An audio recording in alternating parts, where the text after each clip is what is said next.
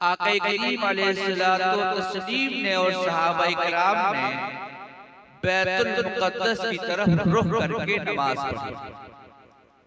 वो हमारा क़िबले अव्वल है।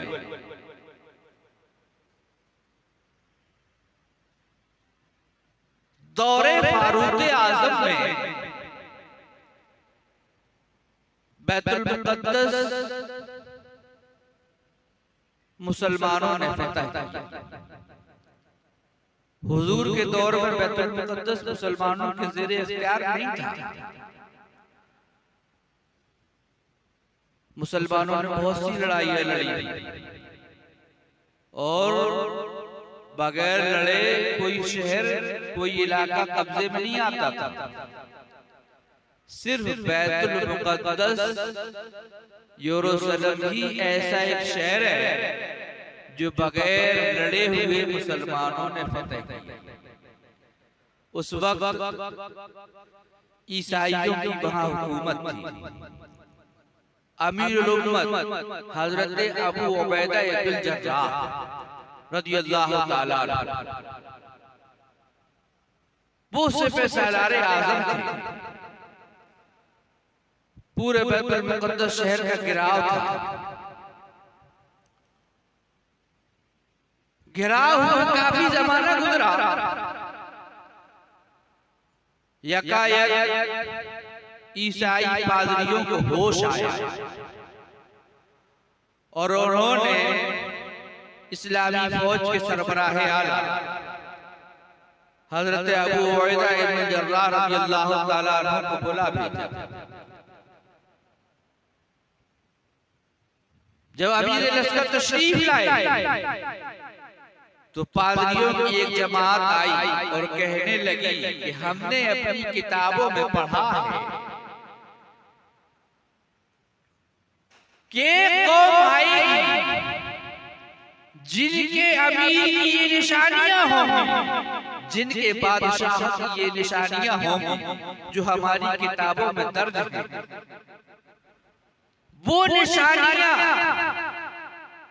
जो हमारी किताबों में हैं, अगर हम वो आपके बादशाह की निशानियां पालें तो बगैर लड़े हुए बैतुल मुक़द्दस आपके हवाले कर देंगे। लिहाजा आप अपने बादशाह को यहाँ बुला लो। इस्लाम में बादशाही निजाम था नहीं। हज़रत अमीरुल मोमिनीन फारूक आज़म रज़ियल्लाहु ताला अन्हु को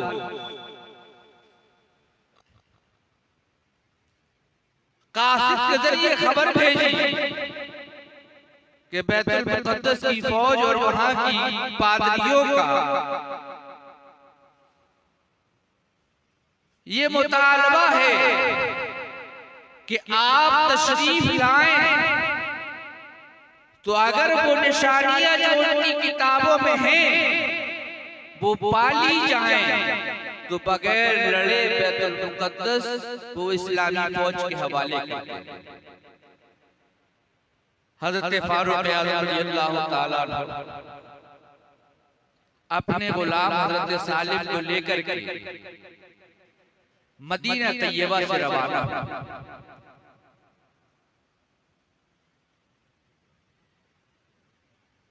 शर्त ये पाई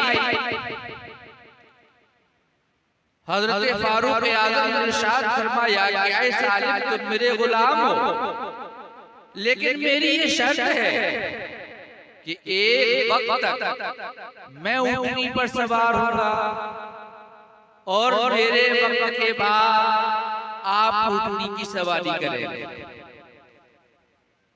गुलाम ने अर्ज किया कि हुजूर मैं आपका गुलाम हूँ, मैं कैसे बर्दाश्त कर सकता हूँ कि आका ऊँटनी की नकेल पकड़े और गुलाम ऊँटनी सवार बन जाए। हज़रत फारूक आज़म ने इरशाद फरमाया ये मेरा हुक्म है, लिहाजा ये काफिला चला। कभी फारूक आज़म सवार होते, कभी गुलाम सवार होते। जब ये काफिला मंजिल तय करता हुआ फिलिस्तीन की धरती पर पहुंचा, यरूशलेम के दरवाजों पर के करीब पहुंचा, इस्लामी फौज को खबर हुई कि अमीरुल मोमिनीन मदीना तैयबा से चल करके हमारे पड़ाव पर तशरीफ ला रहे हैं। सारी फौज जमा हो गई, सारे मुजाहिदीन जमा हो गए और आपके इस्तकबाल में नारे तकबीर और रिसालत बुलंद की, इस जोर का नारा लगाया कि पूरी बैतुल मुक़द्दस हलचल मच गई। दुश्मन फौज में हलचल मची कि अभी तक तो खामोशी रहा करती थी इस्लामी फौज में, आज ऐसा कौन सा वाक़या रूनुमा हो गया कि मुसलमान इस तरीके से हलचल मचा रहे हैं।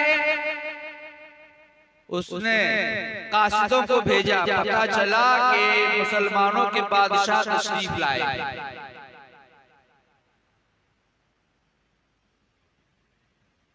पादरी भी तैयार, दुश्मन फौज के कमांडर जनरल भी तैयार, उधर फारूक आज़म तशरीफ लाए।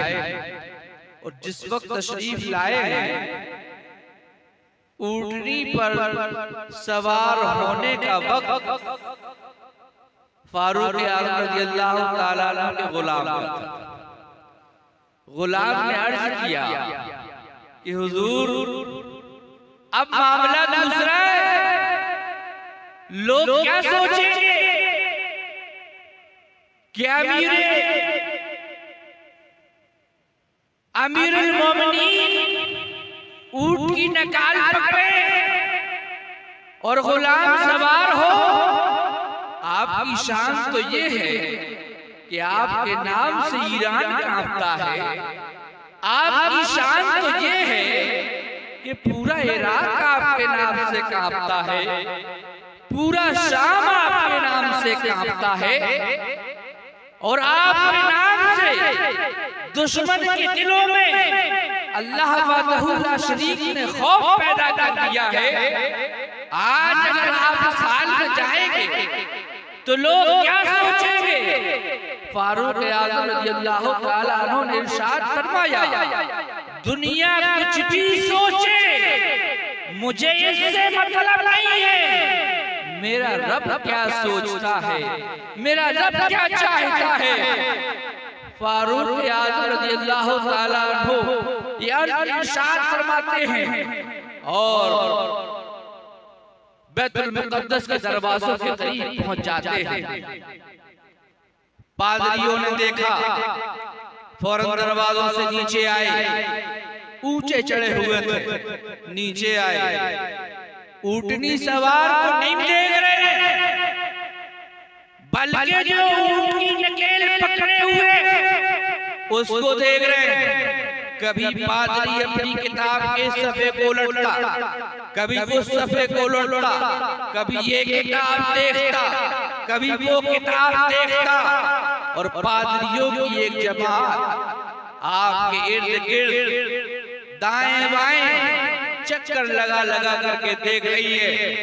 यकायक सबसे बड़ा जो पादरी था वो कहने लगा, क्या इस्लाम के मानने वालों, आए बादशाह इस्लाम, आपकी निशानियां हमारी किताब में मौजूद हैं, और ये जो ऊँट की नकेल आप पकड़े हुए हैं, ये गुलाम की हैसियत से नहीं बल्कि बादशाह की हैसियत से पकड़े हैं। बिरादरान मिल्लत इस्लामिया, इस्लामी फौज को ये कहने की जुर्रत भी न हुई कि हमारे बादशाह ये नहीं है बल्कि वो है जो ऊँट पर सवार है, ये नहीं कहा, बल्कि उन्होंने खुद पहचान लिया और कहने लगे कि हमारी किताब में ये मौजूद है कि गुलाम ऊँटनी पर सवार होगा और जो बादशाह होगा वो नकेल पकड़े होगा और उनके बदन पर उनके कपड़ों पर 70 पैबंद लगे हो। हज़रात, और उन्होंने अपनी किताबों को देख करके कहा कि हमारी किताबों में है कि वो सिर्फ नकेल नहीं पकड़े होंगे, उनके हाथ में एक दुर्रा भी होगा। हजरत फारूक आज़म रज़ियल्लाहु ताला अन्हु दुर्रा लेकर के चलते थे। इंसाफ का जो रवाज हजरत फारूक आज़म ने कायम फरमाया, उसी निजाम के ताल्लुक से जब हिंदुस्तान आजाद हुआ तो गांधी से लोगों ने पूछा कि आप हिंदुस्तान में कैसी हुकूमत कायम करना चाहते हैं? तो गांधी जी ने उस वक्त जवाब दिया था, मैं हिंदुस्तान के अंदर ऐसी हुकूमत कायम करना चाहता हूं जैसी हुकूमत अरब में फारूक आज़म ने कायम की थी। हक अल-मुख्तसर ये कि शहर की चाबियां आपके हवाले कर दी गई। उस वक्त फिर ईसाइयों ने यही मामला किया, यहूदियों को पूरे फिलिस्तीन से निकालना शुरू कर दिया। फिर हजरत सलाहुद्दीन अय्यूबी ने बैतुल मुक़द्दस को दोबारा फतह फरमाया। उसके बाद से मुसलसल बैतुल मुक़द्दस मुसलमानों के इख्तियार में रहा। और जब खिलाफत उस्मानिया का इख्तिताम हुआ, ब्रिटिश गवर्नमेंट ने उस वक्त वहां कब्जा किया हुआ था। ये उसी जमाने की बात है जब हिटलर ने यहूदियों को 60 लाख यहूदियों को जर्मन में सिर्फ इस वजह से मार दिया था कि वो यहूदी है। 60 लाख यहूदियों और कुछ को छोड़ दिया था। और छोड़ने के बाद उसने कहा कि मुझे इनके मारने का भी इख्तियार है, मैं इनको भी मार सकता हूं। मैंने छोड़ा इसलिए है ताकि दुनिया देख ले, आने वाली जो नस्लें हैं जो अपने वक्त में कहेंगी कि हिटलर ने यहूदियों को क्यों 60 लाख को मार दिया, जब अपने वक्त में यहूदियों की कारस्तानी पाएंगी तो वो समझ जाएंगे कि हिटलर ने जो मारा है वो गलत नहीं मारा है, वो उसी लायक है। मुसलमानों ने पनाहगुज़ी की हैसियत से फिलिस्तीन को ने बसने की इजाजत दी, धीरे धीरे बैठने की इजाजत दी, तो ये लेटते चले गए, फैलते चले गए। और जिन पत्थरों को हमने अता की थी धड़कनें, उनको ज़बां मिली तो हम ही पे बरस पड़ी। पूरी मुख्तसर कहानी यही है आज की। अब जिसकी समझ में ना आए वो हम कुछ नहीं कर सकते हैं, चूंकि ये मजलिस सरकारे गौसे आज़म के नाम से मंसूब है तो उस तरफ भी आना जरूरी है।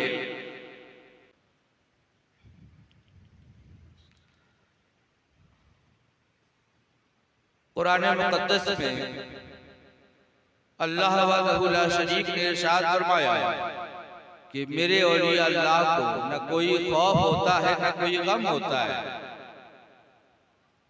खौफ इसलिए नहीं होता कि जिनके दिलों में अल्लाह का खौफ होता है तो फिर दुनिया का खौफ उसके दिल से निकल जाता है, और जिनके दिलों में दुनिया का खौफ होता है उनके दिल से अल्लाह का खौफ निकल जाता है। और अल्लाह ने सरकारे गौसे आज़म को जो मरातिब अता फरमाए तो वालिदैन का वर्षा भी बच्चे को मिलता है। वो किसी सूरत में हो वो मिलता है। आपकी वालिदा हाफिज़े कुरान थी। जब हजरत गौसे आज़म पैदा हुए तो 17 पारे के हाफिज पैदा हुए। क्यों? इसलिए कि उनकी वालिदा हालत हमल में भी कुरान मुक़द्दस की तिलावत किया करती थी। आपके वालिद बड़े पाए के वली कामिल थे, उनकी आगोश में आपने परवरिश पाई। आज के माहौल को देखें, जो कभी मदरसे नहीं गए, जिन्होंने कभी कुरान नहीं पढ़ा, जो गंदा हो उसको फौरन वली बना लेते हैं, और जो पढ़ा लिखा हो उसको कहते हैं कि ये वली थोड़ी हो सकता है। सरकारे गौसे आज़म रज़ियल्लाहु ताला अन्हु मदरसा पढ़ने के लिए गए। पहले तो वही ईलान में इल्म हासिल किया अपने वालिदैन की आगोश में, फिर आप ईलान से बगदाद शरीफ पढ़ने के लिए गए। वालिदा का दिल नहीं चाह रहा था कि लगते जिगर को वहां भेजो। जब देखा कि बच्चा बेचैन है, इल्म की तशनगी है और इल्म की सच्ची तलब है, चारों नाचार राजी हो गई और कहा बेटा तुम जा तो रहे हो, तुमने अभी ईलान के बाहर कुछ नहीं देखा है, हालात बड़े खराब हैं, कोई तुम्हारे पैसे चोरी न कर ले, इसलिए तुम्हारी सदरी में ये पैसे मैं सिल देती हूँ अंदर और कपड़ा लगा देती हूँ, ताकि कोई तलाश करने वाला तलाश करे तो उसको मिल ना पाए। हुजूर गौसे आज़म काफिले के साथ चले। आप वाकया बड़ा मशहूर है। रास्ते में डाकुओं ने हमला कर दिया, सारा काफिला लूट लिया और सबको लूटने के बाद सरकार गौसे आज़म, छोटे बच्चे थे, आपका भी नंबर आ गया और डाकू आ गया, तलाशी ली, कुछ नहीं मिला। जब कुछ नहीं मिला तब तुम्हारे पास कुछ है? कहाँ है? तुम्हारे पास कुछ है? फिर तलाशी, कुछ नहीं मिला, कहाँ है? डाकू पकड़ करके सरदार के पास ले गए। डाकुओं ने कहा कि ये बच्चा है, सारे काफिले को लूट लिया है, इसका सामान भी तलाश कर लिया है, इसके पास कुछ नहीं मिला है, लेकिन हम उससे पूछते हैं कि कुछ है तो ये कह देता है मेरे पास है। डाकुओं के सरदार ने कहा अगर तुम्हारे पास कुछ है तो कहाँ है, बतलाते क्यों नहीं हो, क्या है तुम्हारे पास? सरकार गौसे आज़म ने इरशाद फरमाया कि मेरे पास 40 अशरफियां हैं। कहने लगे ताज्जुब पड़े, 40 अशरफियां उस जमाने बहुत हुआ करती थी। डाकू ताज्जुब पड़ गए, फिर तलाशी, कहाँ है? कहा मेरे पास है। सरदार उठ खड़ा हुआ, फिर तलाशी ली, कहा जहां तलाश कर रहे हैं वहां नहीं है, मेरी सदरी के अंदर है, सिली हुई है। डाकुओं का सरदार जो था बड़ा जालिम किस्म का आदमी था और उसका काम ही सिर्फ डाका डालना था। लेकिन हजरत गौसे आज़म से जब ये सुना कि 40 अशरफियां सदरी के अंदर सिली हुई हैं, जब निकाला तो वाकई उसमें अंदर कपड़े में वो सिली हुई थी। सरदार कहने लगा बच्चे हम सब तलाश चुके थे, हम सब ने तुम्हारी सर्चिंग कर ली थी, तुम चाहते तो ये अशरफियां बच सकती थी, फिर तुमने इन अशरफियों को हमें देना तो गवारा किया, लेकिन छिपाना गवारा नहीं किया। उसकी वजह क्या है? तो आप इरशाद फरमाते हैं बचपने के आलम में कि जब मैं सफर पर चलने लगा तो मेरी वालिदा ने इरशाद फरमाया हालात कुछ भी हो ऐ अब्दुल कादिर तुम झूठ नहीं बोलना। हज़रात, जब डाकुओं के सरदार ने ये सुना कि बच्चे के अंदर इतनी दयानतदारी है, इस कदर सिद्क है, इस कदर सच्चाई है, अल्लाह वहदहु ला शरीक ने उन डाकुओं को तौफीक अता फरमाई।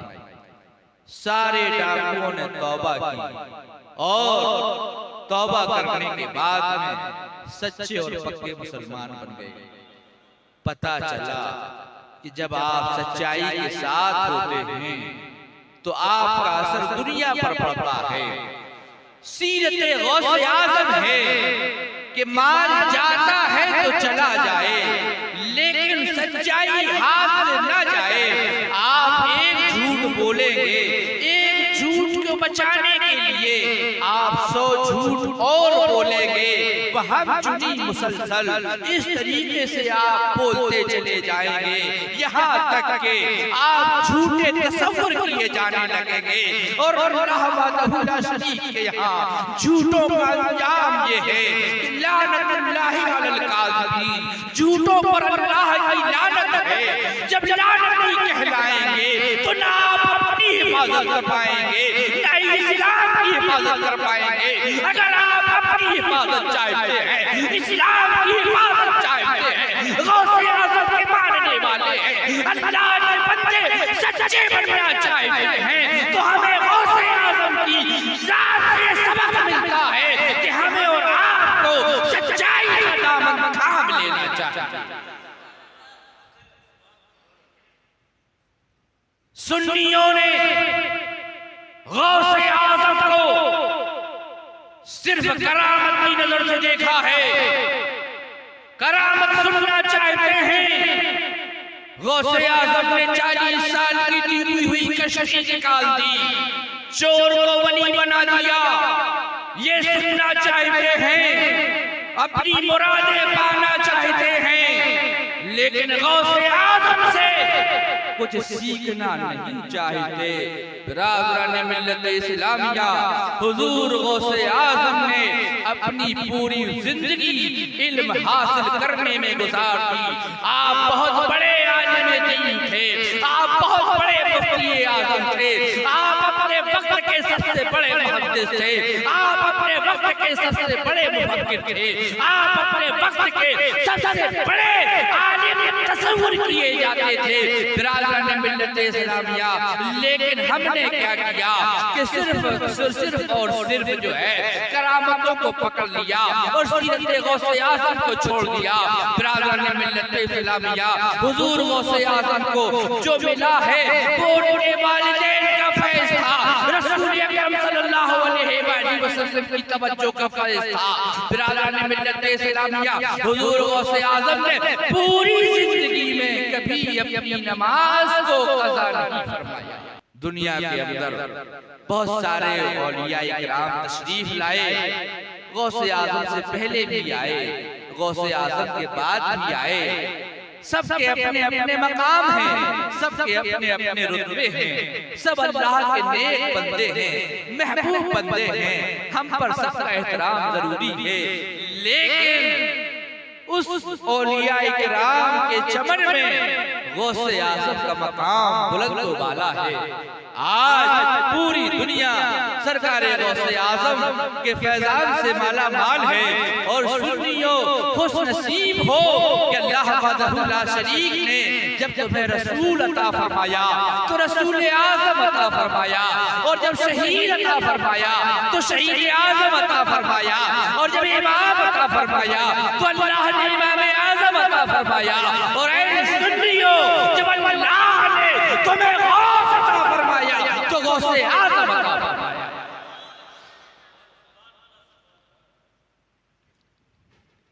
हम औलिया इकराम की बारगाह में जाते हैं, औलिया इकराम से मदद तलब करते, तो हमें और आपको चाहिए कि अल्लाह वालों के करीब जाएं, अल्लाह वालों से फैज़ हासिल करें, साथ ही साथ अपने बच्चों को तालीम की तरफ राग़िब करें। दूसरी चीज,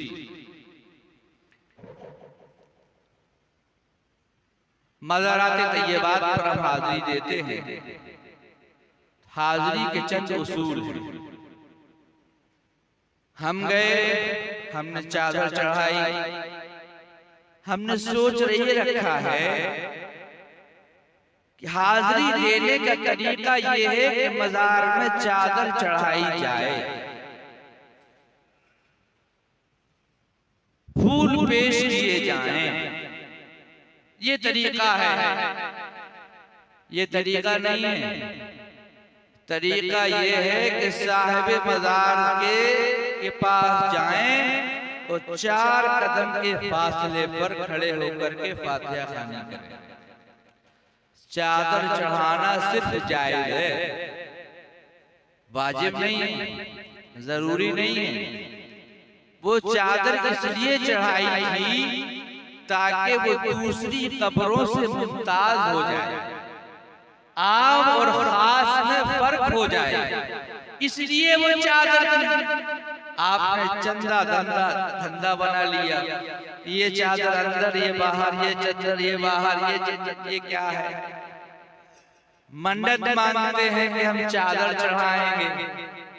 ऐसी मन्नत ना मांगे, मन्नत मांगे कि हम गुरबा और मसाकीन को खाना खिलाएंगे, हैं? उनके नाम से हम गुरबा और मसाकीन को खाना खिलाएंगे, हम यतीमों और गरीबों की परवरिश करेंगे, हम रोजे रखेंगे, हम मदरसे तामीर करेंगे।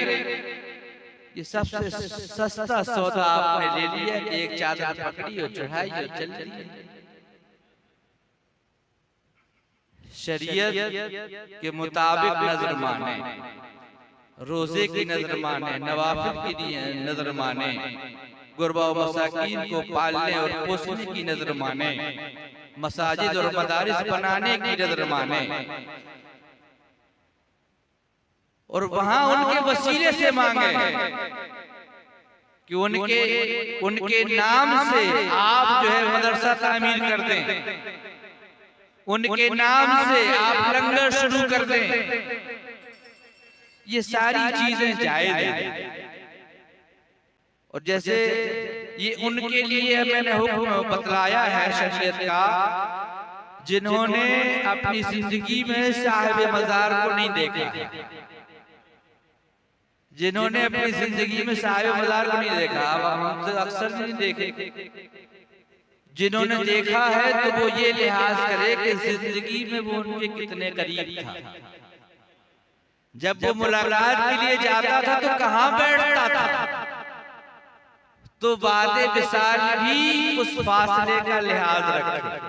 अगर करीब था तो करीब आ जाए, 4 कदम से भी करीब आ जाए, और अगर दूर बैठता तो दूर ही का लिहाज रखे। साथ ही साथ मज़ारात पर चक्कर लगाना, घूमना फिरना, इसमें भी कोई शरीयत का आपको हुक्म नहीं है। अगर ये चक्कर सवाब की नियत से लगा रहे हैं तो भी गुनहगार हैं, और अगर आप इबादत की नियत से लगा रहे हैं तो सीधा सीधा कुफ्र है कि मिसले काबा आपने तवाफ किया, न चक्कर लगाएं न हाथ पैर दबाएं। आपका दिल ये करता है कि जब तक हम दबा ना लें, जब तक हम चूमे ना, जब तक हमारा अदा नहीं होता, इससे आप सोचते हैं कि साहिब मज़ार खुश होते हैं। ऐसा नहीं है, उन्हें तकलीफ होती है। उन्हें खुशी कब होती है जब आप शरीयत के मुताबिक फातिहा पढ़ें। चूमने में अदब नहीं है। दिल चाहता है कि हम चूमें, दिल चाहता कि हम दबाएं, उन आरज़ुओं को, उन ख्वाहिशों को अपने अंदर रखें। और आला हजरत ने जो तालीम है कि आप अदब व एहतराम के साथ फातिहा पढ़ें। आप चूमना जायज़, चूम सकते हैं, लेकिन पीछे आने वाले जो हैं, आपने तो सिर्फ चूमा है। जो आपसे कम इल्म होंगे, जो जाहिल किस्म के लोग होंगे, वो कहेंगे कि उन्होंने सजदा किया, तो वो चूमने को सजदा समझेगा। जैसा कि शहर के लोगों ने समझ लिया कि मुसलमान और अहले सुन्नत चूमते नहीं है, बल्कि कब्रों को सजदा करते हैं। बिरादरान मिल्लत इस्लामिया बिला शक व शुबा मज़ारों के तय्यबात को चूमना जायज़ है और चादरों को चूमना जायज़ है।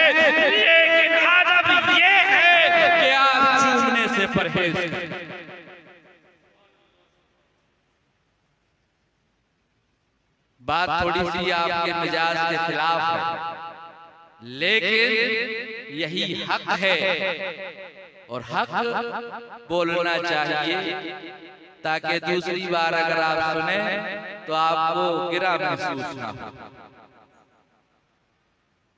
दूर से बातें आप पढ़ें और ना ही चक्कर लगाएं, अदब व एहतराम करें। औलिया अल्लाह से फैज़ पाने का सबसे अच्छा तरीका ये है कि उनकी आदतें अपने अंदर डालें, अपनी जिंदगी में लागू कर दें और कहे कि इस आदत के वसीले से,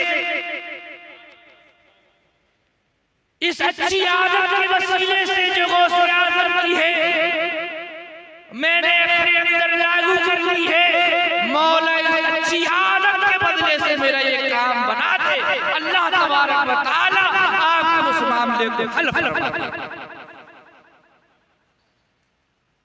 जैसे मसलन आपने किसी अल्लाह के वली की ज़ियारत की और आपने वो चेहरे ज़ेबा अपने दिमाग में हर वक्त रखा